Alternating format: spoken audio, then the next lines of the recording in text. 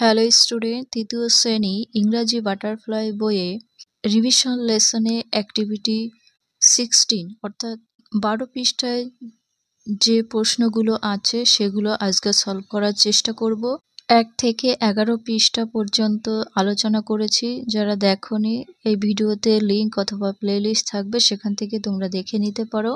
তাহলে পড়া শুরু করা যাক। Activity 16. Let's choose the right groups of words from the help box and write them in the given space.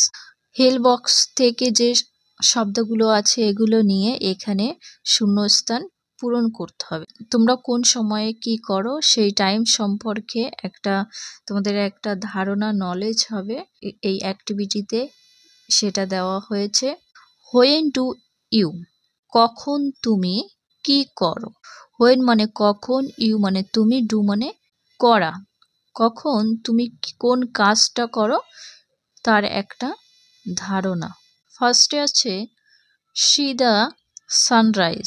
Sunrise কথার অর্থ সূর্য উদিত, মানে কখন তুমি সূর্য ওঠা দেখতে পাও। দেখো হেল বক্স থেকে এখান থেকে লিখতে হবে সূর্য কখন ওঠে। আমরা সবাই জানি মর্নিংয়ে, তো উত্তরটা লিখতে হবে ইন দ্য মর্নিং। দুয়েরটা সি দ্য মুন। মুন মানে চাঁদ, সি মানে দেখা, দা মুন মানে চাঁদটি। কখন তুমি চাঁদ দেখতে পাও। চাঁদ আমরা কখন দেখি? রাতে, লিখতে হবে এট নাইট। তারপরেটা সি দ্য সানসেট। সানসেট মানে সূর্যাস্ত। কখন সূর্য ডোবা আমরা দেখতে পাই। সূর্য কখন ডোবে? ইভিনিংয়ে, সন্ধ্যার দিকে, ইন দ্য ইভিনিং অ্যান্সার লিখতে হবে। তারপরে একটা গো টু স্লিপ।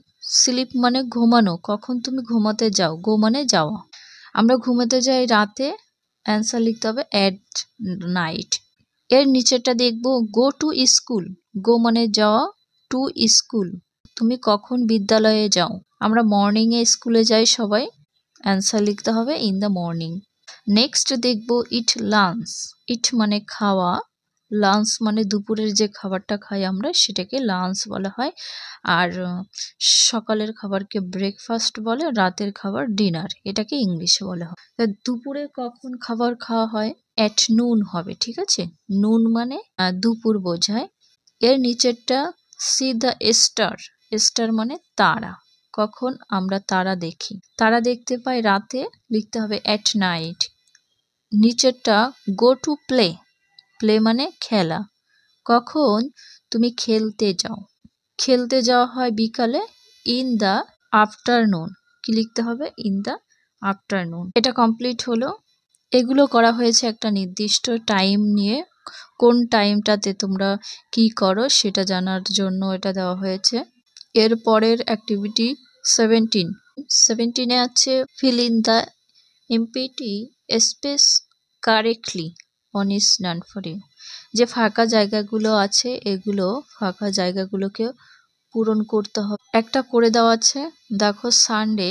সানডে অর্থাৎ এখানে সপ্তাহের যে দিনগুলো আছে বার, সেই বারের নামগুলো পরপর লিখতে হবে ইংলিশে। সানডে মানে রবিবার, তাহলে সানডের পরে কি হয়? মন্ডে অর্থাৎ সোমবার। মন্ডের পরে হবে টুয়েসডে মঙ্গলবার। টুয়েসডের পরে ওয়েনেসডে। ওয়েনেসডেকে বলা হয় বুধবার। ওয়েনেসডের পরে হবে থার্সডে। থার্সডে অর্থাৎ বৃহস্পতিবার। থার্সডের পরে হবে ফ্রাইডে, শুক্রবার। ফ্রাইডের পরে স্যাটারডে। স্যাটারডে মানে শনিবার। এইভাবে তোমরা পরপর এখানে লিখে নেবে। এই গোলে যদি না লিখতে পারো তোমরা এই সাইড দিয়ে লিখতে পারো, অসুবিধা নেই। এগুলো মুখস্থ করে নেবে, এই উইকের নামগুলো। Activity 18. Let's arrange the words given below and make sentences. এখানে কতগুলো ওয়ার্ডস দেওয়া আছে এলোমেলো, এগুলোকে সাজিয়ে একটা কি করতে হবে? অর্থপূর্ণ সেন্টেন্স তৈরি করতে হবে।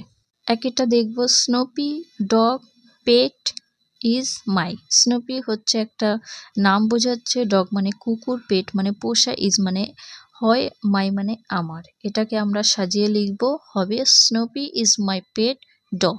স্নোপি হলো আমার পোষা কুকুর। তার কুকুরের নাম স্নোপি, সেটা বলা হয়েছে। দুইয়েরটা দেখব লাভস, লাভস মানে ভালোবাসা, ইট মানে খাওয়া, আর আইটি ইট মানে ইহা টু বিস্কিটস, বিস্কিট মানে বিস্কুট। সাজিয়ে লিখতে হবে কি, ইট লাভস টু ইট বিস্কিটস, ইহা বিস্কিট খেতে ভালোবাসে বা পছন্দ করে। ইহা বলতে এই স্নোপির কথায় এখানে 6 লাইন পরপর লেখা থাকবে সে কি কি করে, কি করতে ভালোবাসে সেই সম্পর্কে।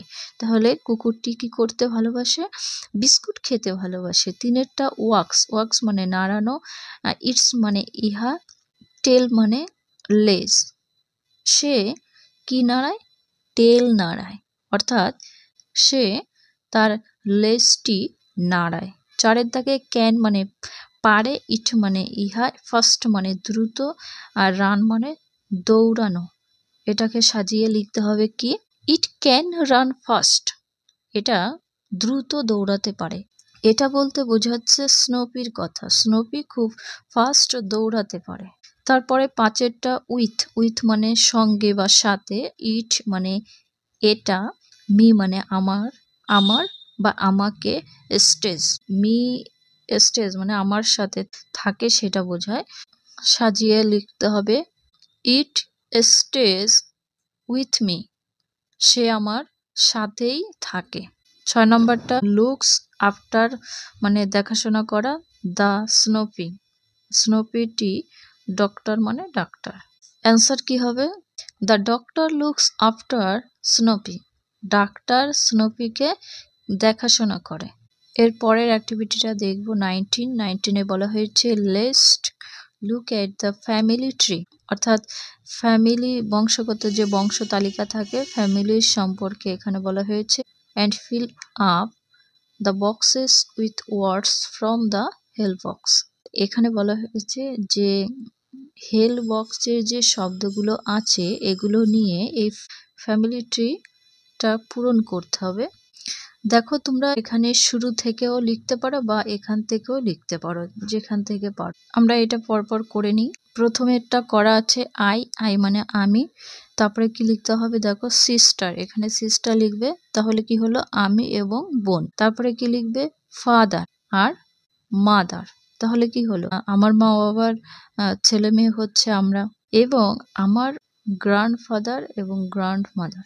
তাহলে এর থেকে আমরা কি বুঝতে পারলাম, প্রথমে গ্র্যান্ডফাদার গ্র্যান্ডমাদার, তারপরে গ্র্যান্ডফাদারের ছেলে হচ্ছে ফাদার অর্থাৎ আমার বাবা, এবং আমার বাবার ছেলে আই মানে আমি এবং আমার বোন। আজকে এখানে ভিডিও শেষ করছি। ভিডিও ভালো লাগলে অবশ্যই লাইক এবং কমেন্ট করো।